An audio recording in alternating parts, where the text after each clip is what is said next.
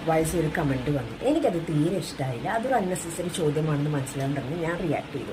അതിന് വന്നൊരു കമൻറ്റാണത്. അദ്ദേഹം മാന്യമായിട്ടാണല്ലോ ചോദിച്ചിരിക്കുന്നത്. ഇത് ചോദിച്ച ആളോട് എനിക്ക് പറയാനുള്ളത്, മാന്യമായിട്ടാണ് അല്ലെങ്കിൽ ഫ്രീഡം ഓഫ് സ്പീച്ച് എന്ന് പറയുന്നത് എന്ത് വൃത്തികേടും ചോദിക്കാം, എന്തും പറയാം, ആരോട് എന്ത് ചോദിക്കാം എന്നുള്ള തോട്ട് പാടില്ല.